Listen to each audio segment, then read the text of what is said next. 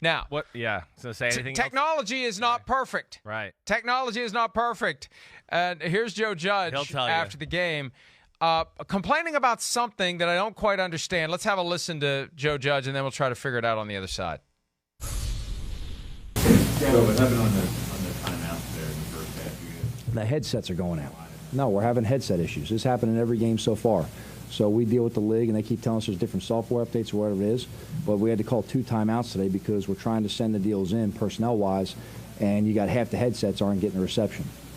So that's the issue right there. So we're trying to make sure we're in the right call. There were some other times we just didn't like the look. Want to make sure we settle down on. But the other ones talking about with the substitution deals right there, yeah, it's breakdowns, and we got to make sure the hardware is working. So whatever the issue with that is, people involved with that better get it fixed fast.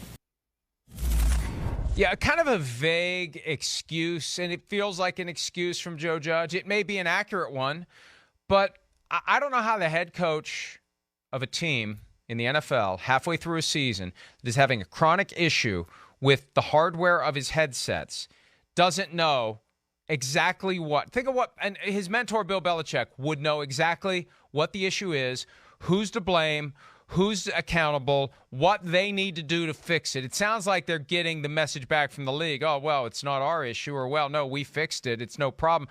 But you'd think halfway through the season they'd have drilled down to this, because it seems like a fairly important thing if your headsets are cutting out on you in every game, regardless of what stadium you're in. They can't blame it on Bill Belichick. But the NFL runs runs that Andy stuff. Reid. See, that's what the NFL runs it. See, that's where I'll get behind them a little bit there. It's so I don't know. You're right. I mean, there's obviously. How are we finding out about this now, then? I don't know. We've Why seen is this other halfway games through the though season? here recently, and I got to think about them again because I know we've had other coaches make these, like our headsets went out. Like nobody.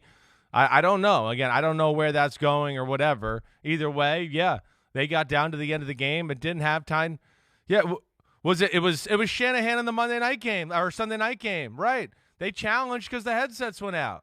So again, I don't know. It's a good job by Pete Dim, a little idolitis there with the call there, but yeah, I know I've seen it at least in one other time in a game too. Right. But I hear. But I've never heard a coach say it happens every game. Right. I've never heard that. Right. And there's a point where if it's happening every single game and you're the coach of the team and you haven't at least if you can't at least give us some explanation, something that's more, and maybe he doesn't want to have the league office, they're fairly close to New Jersey. I mean, they just drive right over and, sit down with them and say, don't, thou shalt not criticize us publicly. But at some point, you got to know what's going on if you're the coach of the team. And there's nothing in that answer that inspires confidence in me that the guy who has the most reason to know exactly what's going on knows what's going on. I'd like to think halfway through the season, he would know not necessarily what the fix is, but at least what the problem is. Yeah, other than our headsets keep going out. I hear you, Mike. I hear you there all the way. And I mean, again, I don't know, what the deal was. It seems like he was referring more to the ones in the first half anyways. The second half, the second half, that just seemed like they were worried about making a stop on Kansas City with Mahomes and company, and they wasted, 2 timeouts on the defensive side of the ball trying to stop them. They didn't like a call. I think that's what he was referring to there. So I hear you. I mean, I hear you all the way. But to not have a timeout late in the game certainly came back to kind of, bite them in the butt and give their offense a chance to maybe make something happen. And it really is a thing of beauty when we see a Tom Brady or an Aaron Rodgers, a Patrick Mahomes, a Russell Wilson engineer a late game drive. And we kind of take it for granted to the point where we expect it now. Balanced against that is what we saw the past 2 nights from the Vikings and then from the Giants, where you got the ball, you got some time, and the Giants had no chance. It's just a mess. I mean, no chance. Well, they never got started. Right. You got to hit a 25-yarder. Right. You need an Aaron Rodgers dropping that ball into Devontae Adams like he did back when the 49ers played the Packers on Sunday Night Football, Week 3, I think it was, when he dropped it. You need, it just shows you the difference between an average to below average quarterback and the best in the game. The best in the game find a way with less than a minute and no timeouts to get in position for a field goal. And I guess we get spoiled by that. We get conditioned by that, and we start to expect that other guys are going to do it. And Daniel Jones had no chance to even get it done. No chance. I mean, like on this play, I don't care. We could bring Superman, Elway, Marino, combined Rodgers, Mahomes, Josh Allen. Like, there's some plays that I just want to go, there's no hope. I don't care who it is. It just doesn't matter.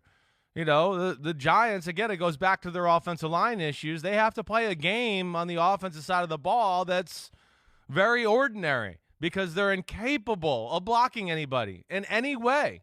So that's where that comes. Like, the Giants in those situations, you know, I mean, again, I don't expect a whole lot right now because it's one of the worst O-lines in football, and they got no chance of holding up in those situations. One thing I will say, too, about this, I don't know if you peeped this a little bit last night, but I will say this about Kansas City, what I did like, one thing here. Chris Jones played more defensive tackle last night. I don't know. Maybe, Pete, you could look up the numbers. I'm not looking up numbers. I'm just telling you my eye saw him inside more last night, and he affected more plays. That's a positive for the Kansas City Chiefs.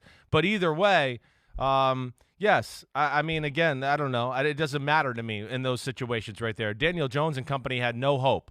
No hope with the way that offensive line plays, protects, run blocks, any of it there. And, you know, the Chiefs get the win.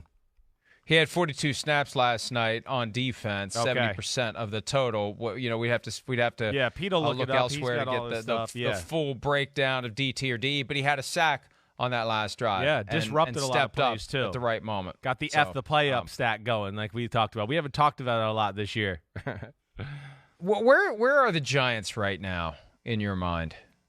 The Giants are like a team that has some pieces to get you excited, but like are certainly missing a number of pieces to make you think that, you know, they're a step away from being a legit contender. You know, again, I think, you know, you start off there. Listen, I'm always going to start off on the offensive defensive side of the ball, like with the offensive lines. Offensive line gives them almost no chance on a weekly basis. They have to play a style on offense and do things to totally protect them. They can't open it up because of them. And if you don't have a healthy Kenny Golladay or Saquon or Kadarius Toney, it's kind of hard to hide that. So the Giants have some pieces you like. Defensively, yeah, like it's solid unit. It's well coached. But they lack like superstar or a playmaker, you know? And to me, again, that's where the league is at to a degree. The league is so equal. And that's where I think like the Rams are a step ahead of the game right now, where they go, yeah, we might not have all this depth and stuff, but we're gonna err on a game being close and our playmakers and our studs making plays for us to help us win the game. And I know we're gonna talk about next segment, but the Giants on the defensive side of the ball, yeah, Leonard Williams is really good, but there's no like threat on the defensive end or pass rusher to go, ooh, wow, look at that guy. Same thing in the secondary. So to me, you know, there's certainly some vital pieces that miss from making me think like, ooh, they're close, the Giants. Who's in danger there? Is it just Dave Gettleman, the GM? Is Joe Judge? This is only his second season. Yeah, you know at me, some Mike. point you got to give a guy a chance. That's where I look at it. You got to give a guy a chance. That's what I look at it. I mean, I know. Yeah, I know. I Joe don't like Judge. the idea of a new GM. I hear you. I don't like the idea of a new GM and keeping the head coach. Your thought's very real there. I think that thought's very real. I know a lot of smart people in the NFL that think the same thing you do, and I don't think it's wrong. But I do think, like, you know, and again, yeah, I worked with Joe Judge. I know the guy, but I back him a little bit because I know the guy. I know how much football he knows. You know, and you saw the game. Yeah, the timeouts weren't perfect. Doesn't every NFL head coach know a lot of football? No, they don't. Doesn't every? No, come on. No, they don't. Not a lot of them do. You know, and again, you know, look at that game last night. They're undermanned, but they manage it the right way and play the right style with a bunch of guys where if I just took like Joe Schmo from the middle of the country and go, who's playing in the secondary for the Giants? They'd go, who's playing defensive lineman for the Giants? They'd go, blah, blah, blah, blah. You know, who's the best offensive line on the Giants? I know Saquon Barkley. Oh, okay, great. You know him, right? That's one guy. Whoa, good job.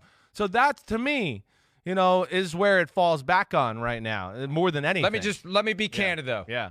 In a year and a half of Joe Judge as coach of the Giants, there hasn't been a single moment where I've said, damn, that's impressive. Whether it's anything he said or anything he's done or any decision he's made, there isn't one time that stands out to me that I thought, wow, I'm impressed by that guy. And at some point, you got to do something to show us you belong. And he's not done anything yet, Chris, to show me that he belongs. Yeah, well, I mean, again, I'll disagree with that because I'm one of the guys. Give me an example. Well, Give me an example. I mean, again, last year, they played in a lot of games where they competitive and like hung around teams that they had no business to. That's not. So, like, what's he supposed to do though? Like, what's he supposed to do? He's doing the best with the ingredients he has. When you can't block or do anything up front that way, yeah, it's struggle. And they got a quarterback. Coach him up. Okay. Teach him better technique. Teach him Patriots technique. They are. Right? Patriots Mike, don't have, I think that's where don't have 5 blocks of granite. They're teaching that. That's why the game's 2017 last night. I don't know. I could name coaches. I think you put them on the Giants head coach, and I'd go, well, they lose by more than 2017 if they don't have that coaching staff with that same team. That's just the way I look at it. The defensive game plans are usually right. The offensive game plans are right for what they do. But again, I just think they don't have the horses necessarily to compete with some of the big boys. The smartest thing he said this year is the fish stinks from the head down.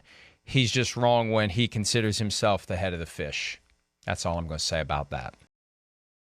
Hi, I'm Mike Tirico, and thanks for watching. Make sure to hit subscribe for the latest news and highlights from NBC Sports.